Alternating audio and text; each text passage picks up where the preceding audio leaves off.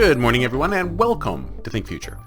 My name's Chris Kalaboukis, and once again, we're coming at you live from deep in the heart of Silicon Valley, California. We're talking innovation startups, the future, not necessarily those, and not necessarily in that order. If you're watching on YouTube, smack that subscribe button and hit that bell so you can be notified when a new show comes online. And if you're listening on your favorite podcast service, please subscribe. And please drop a note on Apple Podcast. Greatly appreciate it. That would be fantastic.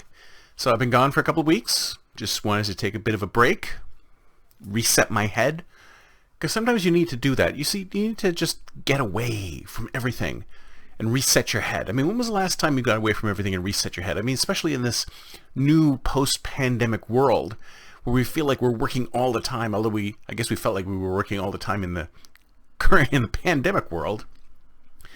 I think we still feel, I don't know about you, but I still feel like I'm working all the time. I still get up at 5 a.m. and I feel like I'm working. I'm working nonstop. I never get a chance for a break. I never get a chance to stop. And it's because this was happened to work, right? Work used to be these monolithic blocks where you'd get in a car and you'd commute somewhere and you would work. And then you would get in a car and commute somewhere and you'd be at home and then you'd be leisure. But now it's all mashed up together. It's all Lego blocks of work and Lego blocks of leisure, and it's all crammed together, and still some of us have trouble time managing all that. But that's not what I wanted to talk about today. I wanted to talk about innovation. I wanted to talk about disruption versus distinction. Now, I've always been a proponent of disruptive innovation. I've always said that we can go beyond, every time I see incremental innovation, it just drives me crazy because I think there's so much more that we can do.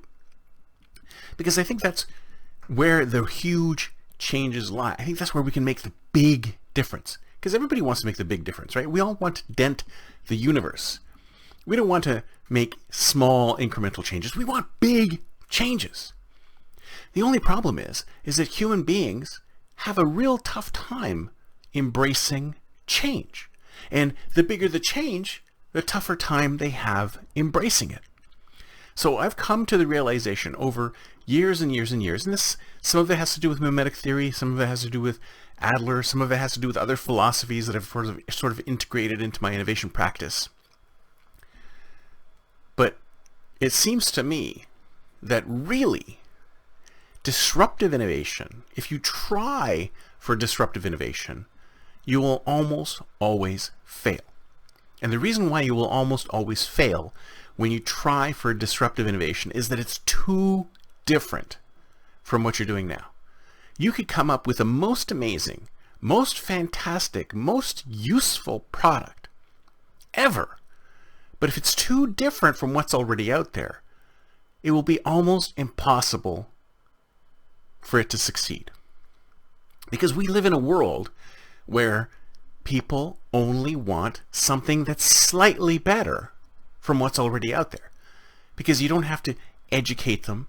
You don't have to change their mind. You don't have to convince them that this thing is better. You need... The problem is that in the world that we're in, the profit-driven world, disruptive innovations are almost impossible. Succeed very rarely. Very rarely. So what we have to do is we have to look at innovations that are distinctive but not disruptive. Something that's slightly different in a better way that people can understand and will be willing to pay for. Those are the kinds of innovations. Those ones in that narrow little slot are the ones that will be successful. Now, sure, I'm not saying that there's not going to be disruptive innovations that will be successful, sure, but the chances of them being successful are much less than the slightly incremental changes that allow people to understand exactly what you're trying to do. You're looking for distinction, not disruption. So as incipient startup founders, as most of us are, this is what we're looking for. We have to be distinctive and not disruptive. And once we're distinctive and not disruptive, then you may find that you'll be able to reach product market fit sooner. That's it for me for today. See you next time, and until then, don't forget to think future.